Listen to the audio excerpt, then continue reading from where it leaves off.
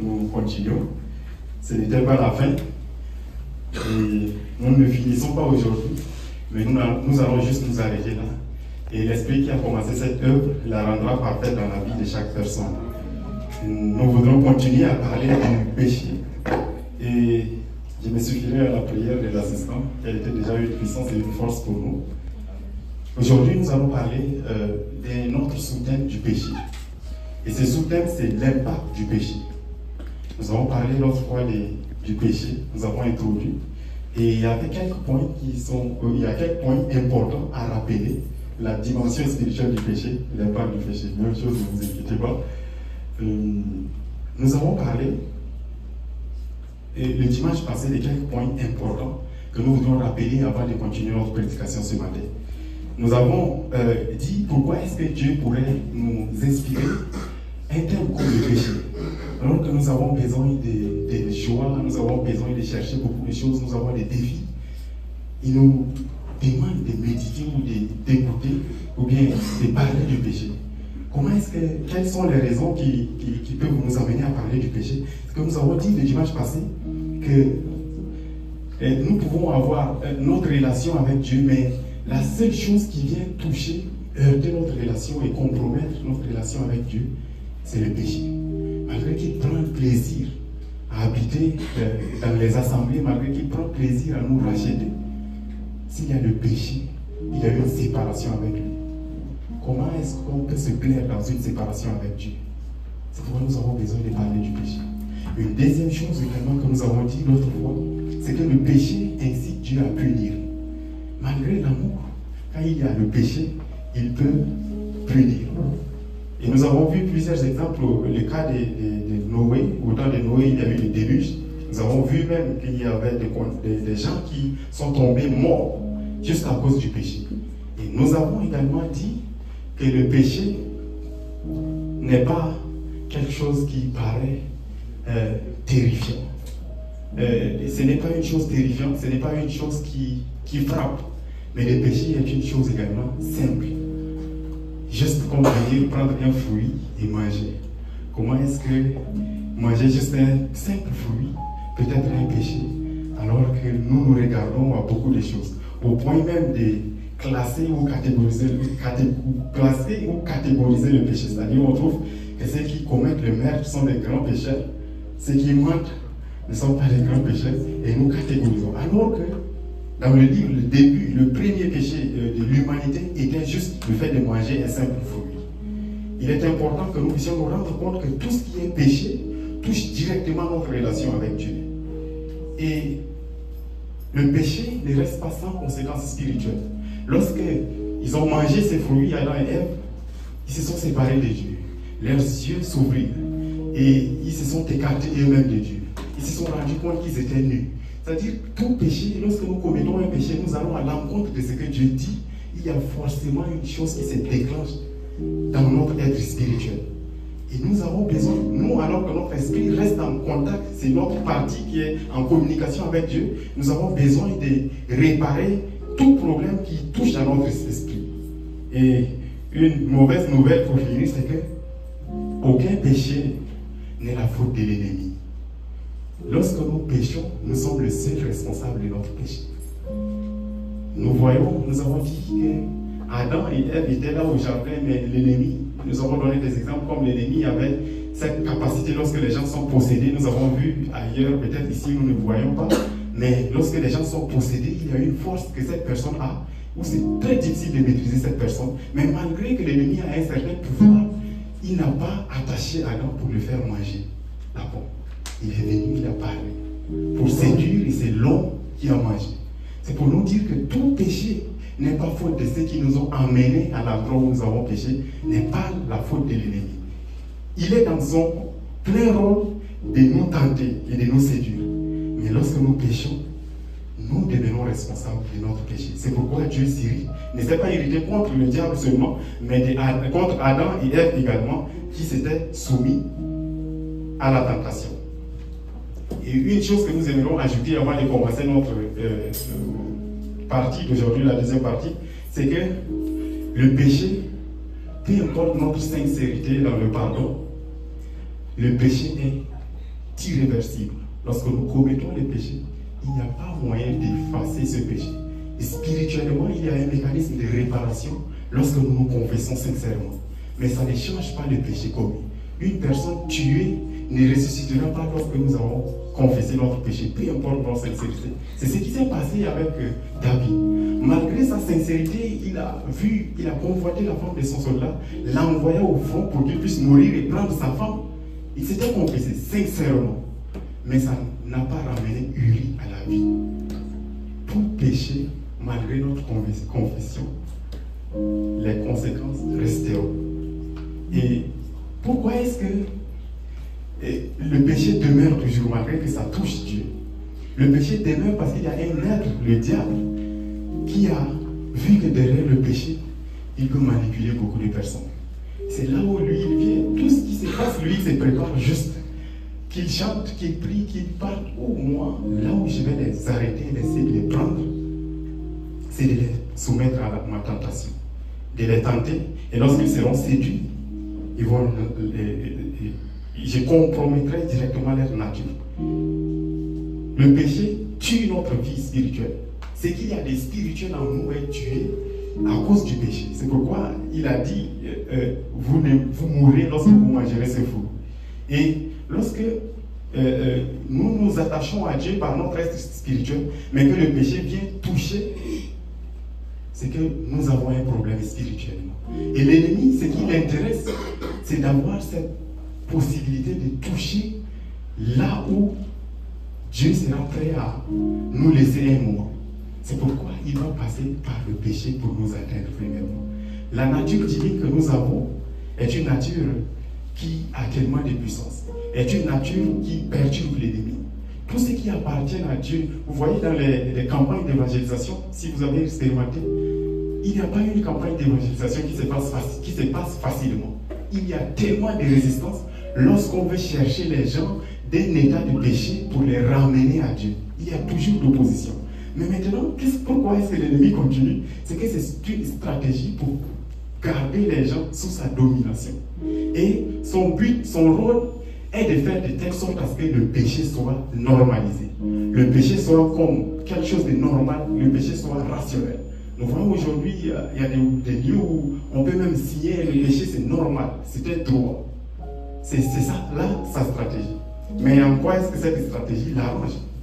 Parce que même la Bible reconnaît par Paul qu'il y a une loi du péché. Et nous verrons par la suite que cette loi, peu importe comment vous êtes fort, si on se laisse avoir par le péché, nous devenons automatiquement des gens qui vivent selon la loi du péché. Et cette loi a ses principes également qui s'exercent dans nos vies. Alors, qu'est-ce que Dieu peut faire alors que le péché est une chose dangereuse? C'est là où Dieu a préparé. Il veut avoir un couloir où tous ceux qui m'appartiennent et qui marchent, ils restent dans ce couloir, ne seront jamais touchés par l'ennemi. C'est pourquoi on va voir on va voir que même si on est petit comme quoi, lorsqu'on est attaché à Dieu, on est une menace pour l'ennemi. Nous sommes dans un couloir qui ne permet pas à l'ennemi de venir nous toucher directement. Donc maintenant, pour nous faire sortir de ce couloir, lui, il va venir nous tenter. Et lorsque nous acceptons cette tentation, nous sortons de ce couloir que Dieu a placé pour nous protéger. Nous allons lire maintenant notre texte de base. Nous lisons 3 passages en même temps. C'est Matthieu, chapitre 5, verset 17 à 18. Après, nous préparons même chapitre, verset 21 à 24. Et enfin, verset 27 à 28. Ok. Merci, la version parole de vie. La Bible dit ceci. Ne pensez pas que je suis venu pour supprimer la loi de Moïse ou l'enseignement des prophètes. Je ne suis pas venu pour les supprimer, mais pour leur donner tout leur sens. Je vous l'ai dit, c'est la vérité. Tant que le ciel et la terre dureront, on ne supprimera rien de la loi. On ne supprimera ni la petite lettre, ni le plus petit détail. Et c'est là jusqu'à la fin du monde. Nous sautons pour aller au verset 21. La Bible dit ceci. Vous avez appris qu'on a dit à vos ancêtres. Vous savez bien, j'ai lu la version qui est projetée plutôt. Vous savez bien quels commandements ont été transmis à nos ancêtres. Tu ne commettras pas de meurtre. Si quelqu'un a commis un meurtre, il répondra devant le tribunal et sera condamné. Le verset suivant nous dit, mais moi, je vous dis, si quelqu'un se met en colère contre son frère ou sa sœur, on l'amènera devant le juge. Si quelqu'un dit à son frère ou à sa sœur, imbécile, on l'amènera devant le tribunal. Si quelqu'un insulte son frère ou sa sœur, cette personne mérite la terrible punition de Dieu. Oui. Donc, supposons ceci. Tu viens présenter ton offrande à Dieu sur l'autel. À ce moment-là, tu te souviens que ton frère ou ta sœur a quelque chose contre toi. Alors, laisse ton offrande à cet endroit, devant l'autel, et va d'abord faire la paix avec ton frère ou ta sœur. Ensuite, reviens et présente ton offrande. Nous passons au verset 27. 27 dit ceci. Vous avez appris qu'il a été dit, tu ne commettras pas d'adultère. Mais, eh bien, moi je vous dis, si quelqu'un jette sur une femme un regard chargé de désir, il a déjà commis l'adultère avec elle. Amen. Merci. Nous voyons que c'est un peu simple de dire, ou un peu, qu'est-ce qu'on pourra dire réellement si traiter quelqu'un d'imbécile pouvait être un péché qui amène au jugement de Dieu. Est-ce que quelqu'un comprend avec nous que sur ce terrain de péché, il n'y a pas de blague? Et là, ce n'est pas une autre personne qui parle. C'est Jésus qui a la charge de venir réparer le péché dans le monde qui dit ça. C'est-à-dire que sur les questions de comment arracher les gens du péché pour les ramener à une vie de sainteté, il n'y a pas une autre personne qui maîtrise ce sujet plus que Jésus. Mais c'est lui qui dit, traiter son frère d'imbécile est un péché. Qu'est-ce qu'il est en train de nous faire comprendre par là? Jésus nous présente une autre chose qui n'est pas directement vue dans le péché. Peut-être que si nous avons médité, nous comprendrons, mais il présente une autre facette du péché. C'est que dans son approche, le péché n'est pas seulement quelque chose de visible. Le péché, n'est-ce pas, lorsque nous voyons que quelqu'un a fait du mal ou quelqu'un a poignardé son frère, a tué. Mais le péché parle jusqu'à l'intérieur de nous-mêmes dans ce que nous méditons. Au plus profond de nous, quelles sont les pensées que nous avons contre nos prochains? Qu'est-ce que nous méditons chaque jour? C'est là le péché que le Seigneur présente. Il ne voit pas les actions et les faits, mais l'intérieur. Parce que nous qui sommes là, nous ne sommes pas comme ceux qui vivent avant, au temps où il y avait, le Saint-Esprit n'était pas donné à tout le monde. Alors ces personnes, qu'est-ce qu'il faut faire?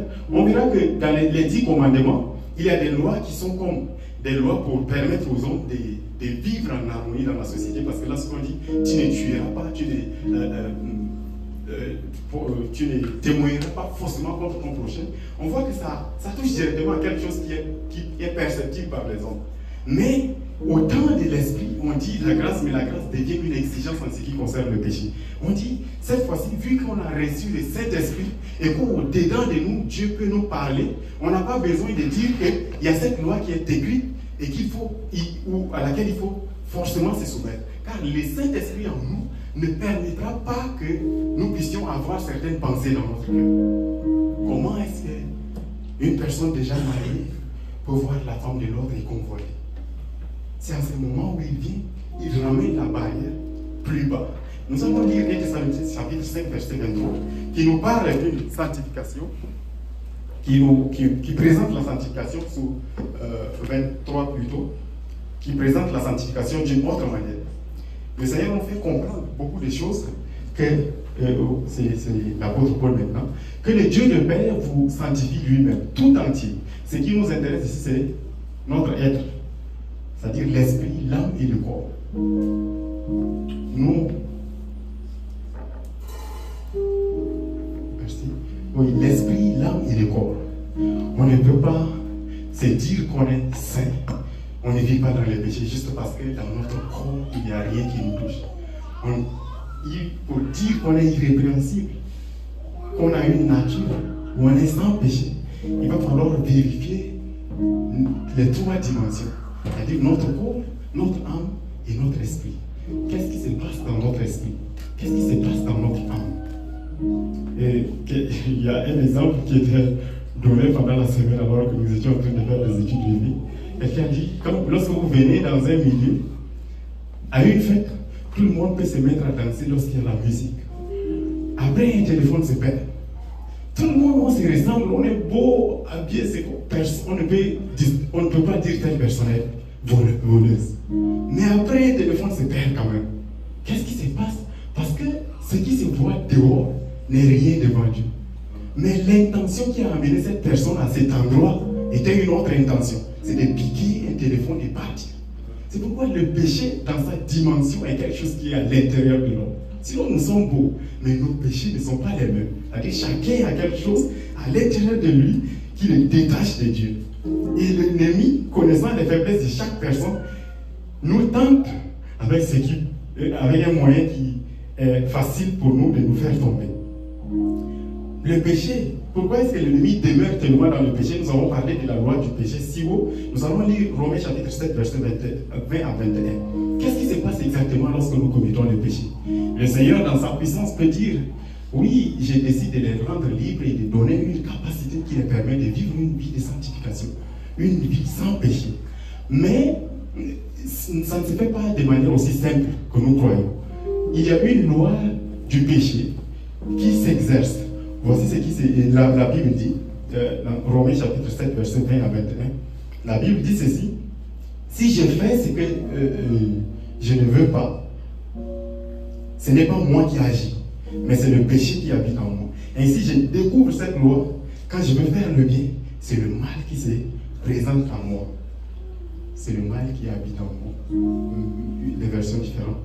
Qu'est-ce qui se passe lorsque nous péchons? Le péché n'est pas une chose qui s'arrête à un acte. Le péché ne s'arrête pas seulement lorsque nous regardons une personne, nous méprisons une personne. Mais le péché installe une loi. Et cette loi a une force.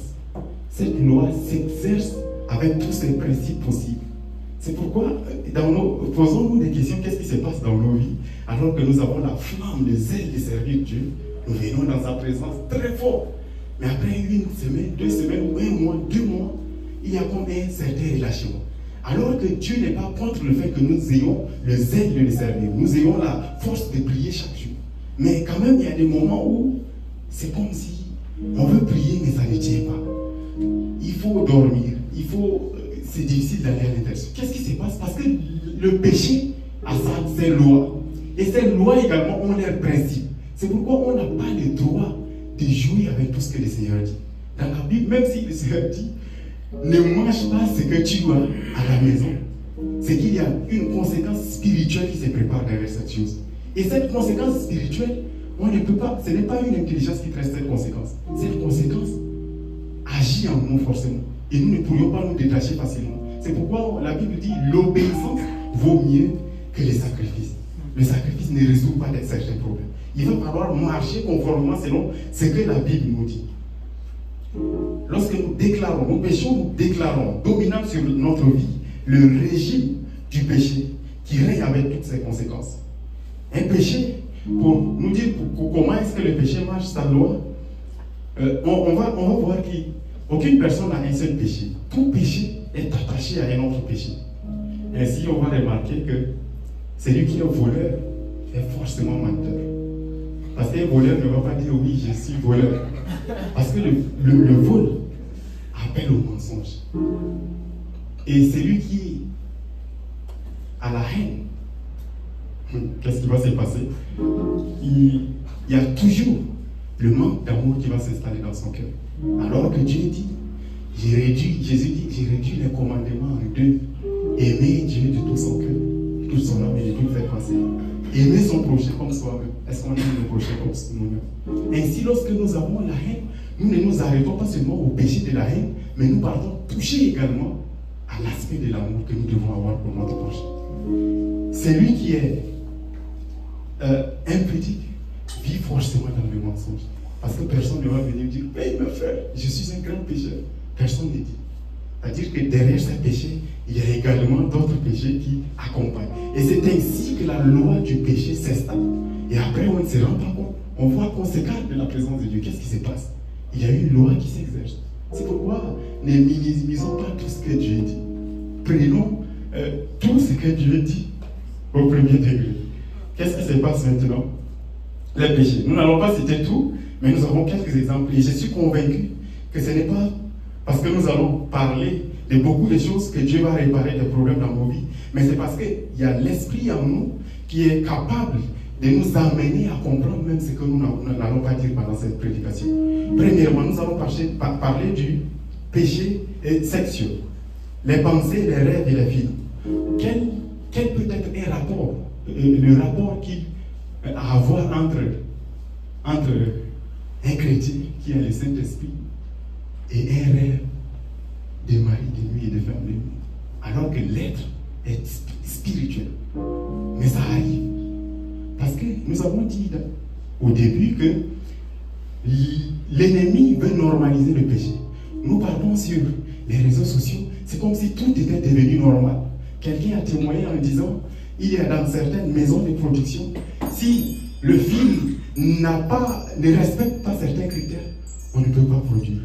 C'est pourquoi il va falloir inclure forcément quelque chose qui va inciter les gens à un péché. Vous voyez, tout est devenu normal. Qu'est-ce qui se passe? Parce que là, on ne va pas échapper. L'ennemi ne va pas venir nous prendre quelqu'un un jour ici, visiblement pour sortir avec lui, mais dans le péché, il va avoir quelqu'un. Lorsque nous allons nous séparer sur les réseaux sociaux, il va avoir quelqu'un. Dans le message, il va avoir quelqu'un. C'est comme ça qu'il dresse sa stratégie chaque fois pour prendre une personne. Et nous prenons. Nous verrons quand ça ne marche pas, c'est Dieu le problème. Alors qu'il y a une certaine loi qui s'exerce dans notre vie. Deuxième péché, l'addiction. Pourquoi est-ce qu'on va parler de l'addiction comme un péché? L'addiction est une stratégie de combat terrible. C'est une stratégie de combat terrible parce que lorsqu'on aime tellement une chose et qu'on est attaché à la chose, Dieu prend directement une deuxième place, une deuxième position dans notre vie. On peut voir qu'il est facile de faire tout avec zèle, avec force, mais lorsqu'il faut revenir méditer, c'est compliqué. Parce que comment on peut justifier le fait qu'on doit aimer Dieu de tout son cœur, de toute son âme et de toutes ses pensées? Comment aimer Dieu de toutes ses pensées et ne pas avoir cette force, cette capacité de prendre du temps seul à la maison, méditer, passer plus de temps à méditer la parole de Dieu ou à prier seul, si ce n'est des rencontres en assemblée. C'est lui qui peut dire j'aime Dieu de tout mon cœur, de toutes mes pensées, de toute mon âme. C'est celui qui a le zèle, à l'amour, à cette facilité, c'est toujours le zèle de demeurer constamment dans la présence de Dieu et le chercher. Mais l'addiction nous sépare. Il y a parfois, ne prenons pas nos études comme juste des moyens de survie ou des moyens de vivre pour nous rendre riches. Mais il y a des gens que j'ai la conviction que l'ennemi ne nous place, nous rend pas médecins ou ingénieurs, biologistes, juste parce qu'il veut que nous ayons des moyens de vivre un jour. Regardons une personne comme Joseph. Je ne sais pas en quoi est-ce que Joseph a exhorté des gens. En quoi est-ce que Joseph comment est-ce qu'il a prêché? Joseph était une personne préparée pour un problème de société. Pas pour un problème à l'église. Mais, regardons des gens que Dieu a préparés pour des problèmes de société. Il est là, il a 3 mois d'études. Et il s'allonge et dort. C'est une semaine, il se prépare. L'addiction nous sépare des choses que nous trouvons simples. Il ne faut pas seulement croire que c'est lorsqu'on vient devant pour prêcher ou lorsqu'on vient pour chanter qu'on sert Dieu ou qu'on est dans le plan de Dieu. Le plan de Dieu pour certaines personnes, c'est aussi que nous soyons des personnes dans la société pour résoudre des problèmes qui ne seront pas amenés ici à l'église. Mais les personnes sont séparées tellement des choses. Et c'est une stratégie de l'ennemi. C'est pourquoi il ne va pas nous combattre seulement ici à l'église, mais dehors également il va nous toucher.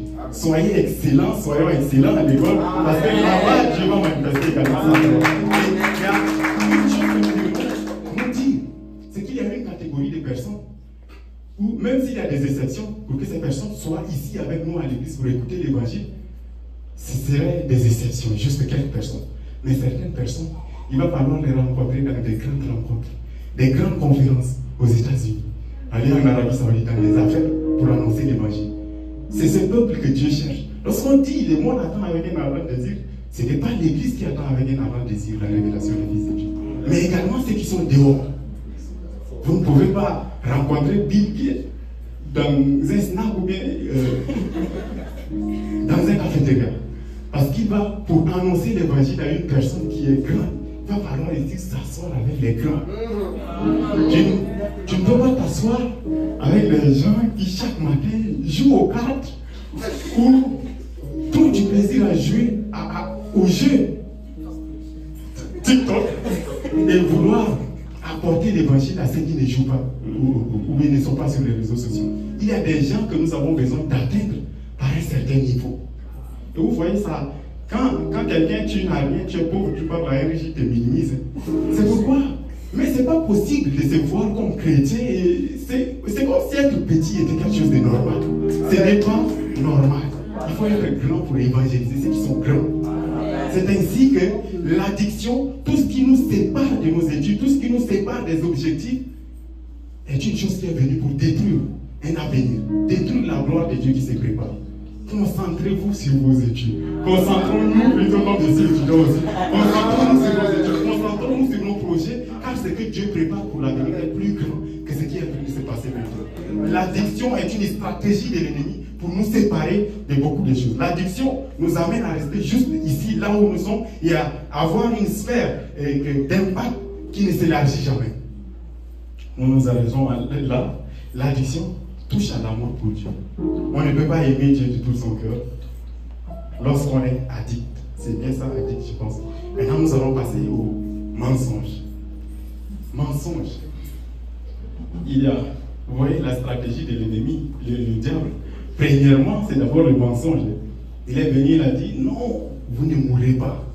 Mais derrière cette mort, physiquement, ils ne sont pas morts, ils vivent toujours. Mais il y a une mort spirituelle. Pour ceux qui ont lu dans nos études plusieurs fois, on a vu qu'il y a une mort spirituelle. Ce n'était pas une mort physique. Et le mensonge a été utilisé comme une stratégie, une force pour tirer l'homme et le prendre au piège de l'ennemi. Et regardez, nous aussi, nous sommes devenus tellement professionnels du mensonge. Comment comprendre que quelqu'un est fier du mensonge? Un escroc est tellement fier de l'escroquerie, c'est-à-dire il ment, personne ne détecte, il est fier. Alors que c'est un péché. Nous avons donné cet exemple déjà le dimanche passé, mais souvenez-vous, lorsqu'on remonte, on voit que personne n'a obligé Ananias et Saphira de venir donner une offrande. Ils sont venus eux-mêmes. Mais derrière ça, il y a aussi un mensonge qui se cache. Il y a également un autre péché qui concerne leur cas. Mais le mensonge était aussi attaché à ce qu'ils avaient fait. Et regarde, voyons maintenant les résultats. Comment est-ce que avoir la nature, être en Christ et trouver du plaisir dans le mensonge, c'est quelque chose de pas normal. C'est pourquoi on doit sortir.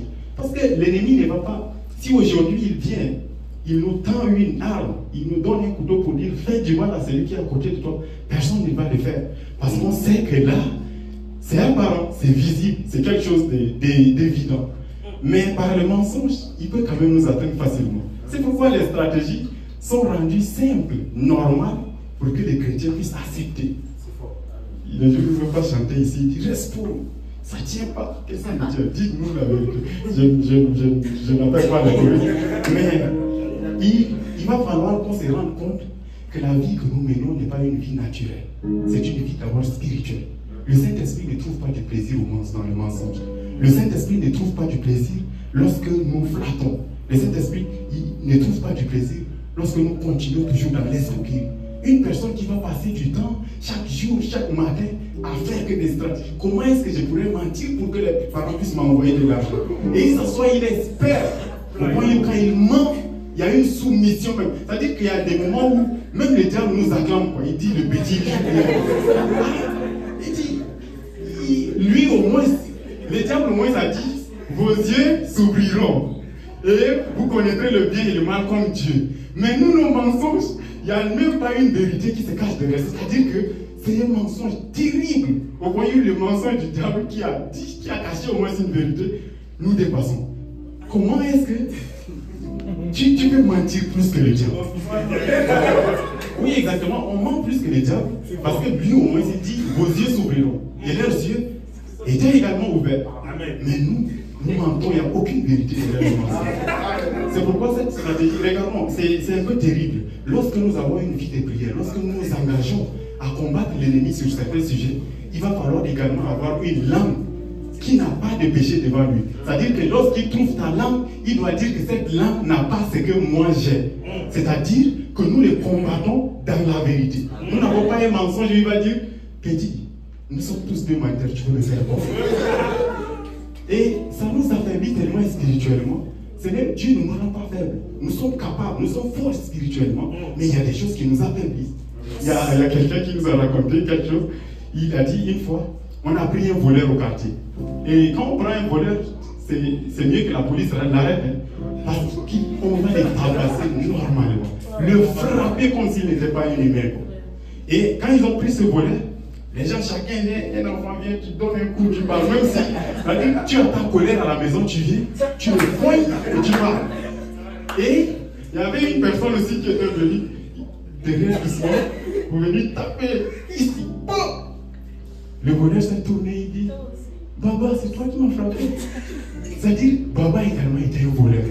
Ils se connaissent dans leur vol, mais lui se permet, comme il n'a pas reconnu le gars, il est venu taper sur son visage. C'est lui dit, toi aussi tu me frappes. À un moment donné, il y a l'ennemi aussi, il dit, non, toi aussi tu me combats. Alors que nous sommes les mêmes personnes, nous avons le même pouvoir, nous avons le même Il y a des choses qui sont terribles, qui sont simples mais terribles. Nous ne pouvons pas utiliser la même langue pour chasser les démons et la même langue pour contribuer également à ce que l'ennemi également puisse prendre place dans le terrain. C'est-à-dire quand nous mentons, nous sommes en train de contribuer également à respecter le calendrier de l'ennemi. Mais quand nous respectons son calendrier, comment est-ce que nous pouvons venir encore le combattre? C'est des frères qui se battent, c'est des gens qui se connaissent. Il y a une personne qui a dit, sincèrement, quand il voit les hommes. Quand une personne, un homme est prétendant et qu'il vient se présenter devant elle, elle dit c'est automatiquement le fils du diable. Parce que les hommes ont tellement brisé son cœur, au point où elle voit un homme comme ça, il ne s'en tient pas. Ces personnes ne sont là que pour briser le cœur. Vous voyez ce que c'est sérieux? Quand une personne, lorsqu'on peut avoir une personne pour construire sa vie, on ne peut pas quand même dire, avoir trois personnes comme dire je veux construire ma vie avec Amen. Il va falloir être sérieux. Et c'est dans ce moment, quelqu'un il dit tu es la seule personne de moi dans ma vie. Amen. Tu es la première et la dernière. Et c'est ainsi que le mensonge s'installe. C'est terrible, mais les témoignages que les gens rendent, les témoignages que les gens rendent, comprenons que c'est très dangereux ce que les gens disent. Il y a une personne qui s'est permise même de dire que moi, je n'ai pas seulement une colère contre toi, mais une haine. Parce que ce que tu m'as fait, je n'oublierai jamais. Parce que les petits mensonges brisent les cœurs des gens et laissent l'ennemi également s'installer dans leur vie. Au moins, même si vous n'aimez pas cette personne, même si nous n'aimons pas cette personne, au moins, laissons leur vie spirituelle en conformité avec ce que Dieu lui-même veut. Parce que lorsque nous verrons toucher à quelque chose qui semble être simple, nous touchons également à une chose spirituelle qui brise les gens et qui laisse leur vie en désordre. Il y a des gens qui se sentent même prêts à se suicider juste à cause des petits problèmes. Chrétiens, il y a des choses que nous trouvons petites, mais qui sont tellement dangereuses dans la vie des autres personnes. C'est pourquoi il faut prendre sérieusement garde à tout ce qui est petit, que nous trouvons petit, mais que Dieu dit non, ne faites pas ceci. Nous passons à une autre page. Les péchés, la division. La division. La division également est un péché et une stratégie utilisée par l'ennemi. Lorsque la Bible a parlé des dons spirituels, il a dit à chacun, tout a été donné par la mesure de la grâce. C'est pourquoi lorsque nous sommes unis, nous sommes comme un corps. Les jours où celui-ci manque de telles choses, l'autre est capable de les relever. Parce que la tête ne peut pas décider elle-même de se rendre au marché. Même si le cerveau se trouve là, il va falloir les pieds pour conduire cette tête. Mais lorsque nous sommes arrachés, chacun est là dans son coin, ça devient un peu compliqué. nous voyons qu'il y a certains problèmes dans les pays qui ne viennent pas de la pauvreté, des stratégies politiques, mais juste par manque d'amour. Une personne qui sait que son frère est dans le vrai, mais n'apprécie jamais, cherche toujours quelque chose de mauvais pour nuire à sa réputation. C'est une stratégie qui nous tire vers le bas. Et est-ce que, je ne sais pas si quelqu'un a expérimenté, mais quand nous sommes attachés à un frère ou une sœur, il y a des moments où même dans sa prière, il met notre nom. Il dit, Seigneur, souviens-toi de ce frère. Nous qui nous tenons ici devant, ce n'est pas seulement parce que nous nous sommes préparés, mais il y a des gens qui ne nous ont jamais avoués, mais qui sont restés dans leur lieu secret pour prier pour que le prédicateur se tienne là. L'union est une force capable de renverser beaucoup de choses. Mais l'ennemi utilise, et nous trouvons que c'est normal. Un jour, j'ai échangé avec un frère, il dit, c'est mon heure de prière. Est-ce que tu as un sujet de prière à partager avec moi? Et en ce moment même, il y avait eu un cas dans la famille où je ne sais pas qu'est-ce qui avait poussé l'esprit et elle. Il m'a demandé, j'ai dit, ok, je te partage parce qu'il y a eu un cas qui est un peu terrible. C'est ce qu'on m'a dit dans la famille. Il dit, d'accord. J'ai senti que, lorsqu'on était en train d'échanger, j'ai senti qu'il va falloir que je te demande avant d'aller prier. Nous allons prier pour ce cas. Et juste le lendemain, cette personne a commencé à faire ses activités normalement. Vous voyez, la puissance de l'union fait aussi que pendant notre faiblesse, il y a au moins une personne à côté qui nous relève, qui nous soutient. Mais lorsque nous sommes séparés, chacun reste.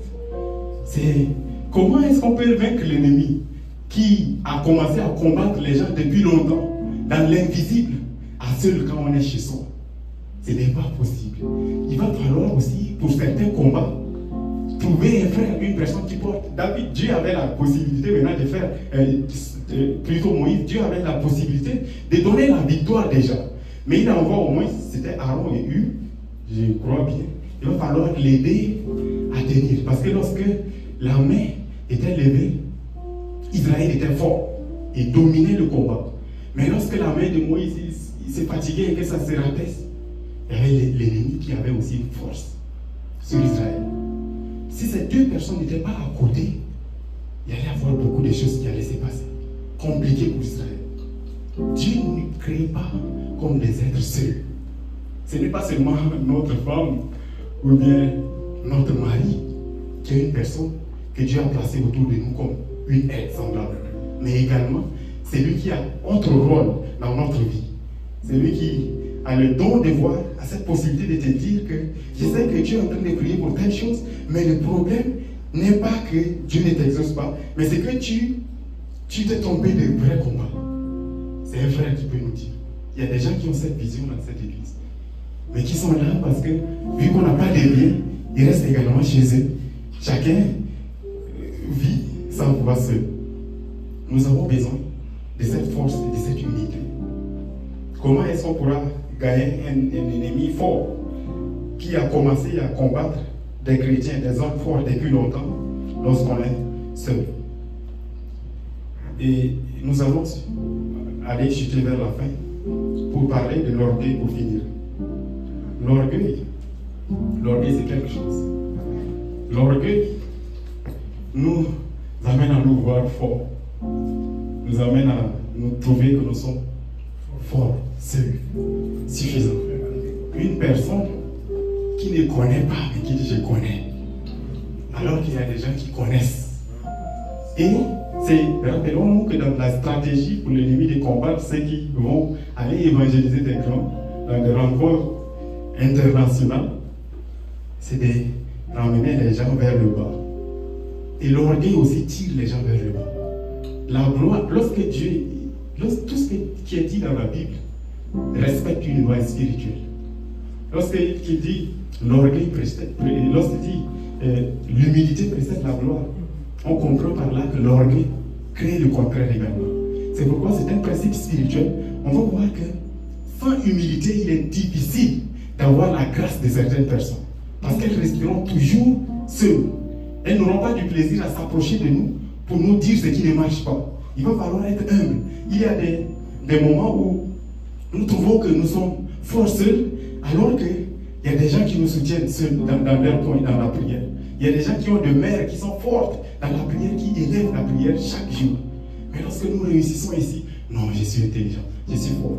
Il va falloir se rendre compte que c'est une stratégie qui nous combat, de l'ennemi pour nous combattre très sérieusement. Ce que nous accomplissons dans cette vie n'atteint même pas la moitié ou le quart de ce que nous représentons dans le monde spirituel. Ce que Dieu a, ce que nous sommes réellement devant Dieu, nous n'avons pas encore atteint. C'est pourquoi, pour atteindre cela, il faut s'humilier pour que Dieu nous élève autant convenable. On ne peut pas commencer directement par se voir grand et penser que la grâce de Dieu est avec nous. Il faut, pour atteindre ces potentiels et tout ce que Dieu a prévu, tout ce que Dieu a déclaré sur notre vie dès le commencement, comme Jérémie, il faut être humble. Nos prières, parfois, n'englobent pas tous les problèmes. Nous prions pour des problèmes, c'est ce dont nous avons conscience. Nous savons que nous avons faim. Nous savons que nous galérons. Nous savons que nous avons besoin d'un avenir meilleur. C'est là où nous venons, nos sujets de prière tournent autour de ce que nous connaissons déjà. Mais ce que nous ne connaissons pas, qui porte ça en prière? Il y a l'autre également qui prie pour toute l'Église. Il y a une autre personne qui est dans son secret, qui prie pour toute l'Église. Et il y a des jours où nous nous endormons sous la fatigue. Sans prier, Dieu protège-moi, mais il nous protège. Il y a des personnes qui prient, mais il nous protège parce que c'est sa grâce. Ce n'est pas seulement parce que nous faisons qu'il agit, mais c'est par sa grâce. C'est pourquoi j'aimerais nous dire ceci. Notre valeur et notre puissance inexprimée, ce qui est caché au-dedans de nous, est plus grand que ce qui nous rend orgueilleux. Ce qui nous rend plus, qui fait que nous trompe que nous sommes grands. À l'intérieur de nous, il y a des grands hommes. Nous sommes des grandes personnes à l'intérieur de nous, mais nous ne nous rendons pas compte. Mais c'est le petit qui nous bloque. Et c'est à ce moment même que beaucoup de choses se bloquent dans nos vies, au point où nous ne pourrions pas atteindre déjà certains niveaux, juste parce que nous n'avons pas compris qu'il faut l'humilité. Non seulement l'orgueil fait penser qu'on est grand, que tout le monde, mais l'orgueil nous amène également à voir que dans le domaine de l'autre aussi, je peux voir mieux que lui. Lorsque ce n'est pas parce que vous êtes fort en tant que mathématicien que vous allez dire que le biologiste, vous allez lui apprendre quelque chose. Et spirituellement également, ce n'est pas parce que quelqu'un est apôtre fort avec une grande église qu'il va dire que je sais que je peux enseigner quelque chose ou bien je suis grand que ce prophète. Parce qu'il est dans son couloir. Et Dieu dresse tout pour que sa gloire se manifeste derrière ça. Vous voyez, il y a tellement des histoires ou des anecdotes du paraître. Nous, un jour, au pays, quand on chante pour la louange, pour donner les offrandes, nous, on chante, la chorale chante. Lorsque la chorale finit, on arrête les chants.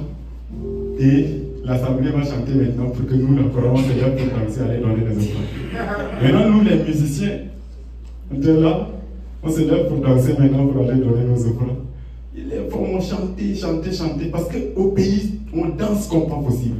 Maintenant, quand on vient, le frère, le bassiste, il danse, il fait comme ça, c'est coup, vous voyez quelqu'un fermé comme ça sur les offrandes, jusqu'à même les veines sont devant, c'est qu'il a quelque chose. Il danse, il danse, il fait comme ça, il danse. Et là, par accident, il y a la main d'une maman qui s'était levée comme ça, ici. La pièce était sortie de sa main. Et comme si tout était dressé pour l'humilier, la pièce a tourné de là-bas jusqu'à venir tomber ici. Et c'était une grosse pièce de 25 francs. C'est-à-dire que la plus petite somme qu'on accepte au marché, c'était ça. Le problème n'est pas le fait que ça soit petit. Parce qu'il y a des moments où sérieusement les gens souffrent. Les gens n'ont rien à manger. C'est pourquoi le Seigneur a résolu ce problème en disant, en réalité, cette femme a donné plus que tout le monde. Parce qu'elle a donné tout ce qu'elle avait. Venir donner tout ce qu'on a, même si c'est 1 dirham, c'est normal parce que c'est ce qu'on a, on ne peut pas voler. Mais ce qui s'était passé derrière ça, c'est que le frère s'était senti humilié. C'est comme s'il avait pris directement, c'est comme s'il faisait partie des personnes qui ont crucifié Jésus. Une grande honte. Qu'est-ce qui se passe? Vous voyez que nous pouvons tout, alors que le vrai n'y paraît pas. C'est là également que l'orgueil s'installe. On apparaît, on marche, mais il y a des choses qui ne marchent pas dans nos vies. Mais nous couvrons. Nous faisons semblant d'être une chose ou bien de faire une chose alors que nous ne faisons pas réellement. C'est là le danger. Parce que Dieu, ce n'est pas les offrandes qui rendent Dieu riche. Les offrandes, c'est pour la bénédiction de la personne. C'est pourquoi dans Deutéronome chapitre 28, je crois, il parle des bénédictions qui accompagnent ceux qui écoutent et qui donnent. Mais, quelle est notre motivation au point d'avoir une honte de ce qu'on donne? Parce que c'est d'abord une offre et une offrande spirituelle qu'on donne à Dieu au-dedans de nous. Mais nous nous intéressons beaucoup plus, nous nous conditionnons par rapport à ce que les hommes regardent, jusqu'au point même de ne pas avoir de la joie dans ce qu'on donne à Dieu. C'est là le piège. Comment Dieu peut bénir une personne qui fait semblant d'être bien, qui fait semblant de donner, mais qui a un problème. Si la motivation était de donner pour soutenir l'œuvre de Dieu, on n'allait pas avoir honte, on allait donner. À un moment, quand on avait vu ça, il y avait un groupe, on a décidé, on a dit, si on n'a pas l'offrande, on ne va pas s'élever pour danser. On ne va pas demander à une autre personne pour donner, parce que Dieu bénira ce que nous on a. Il ne bénira pas parce que nous avons donné ce qu'une autre personne nous a donné. Nous avons chuté. Paraître, c'est quelque chose de très dangereux.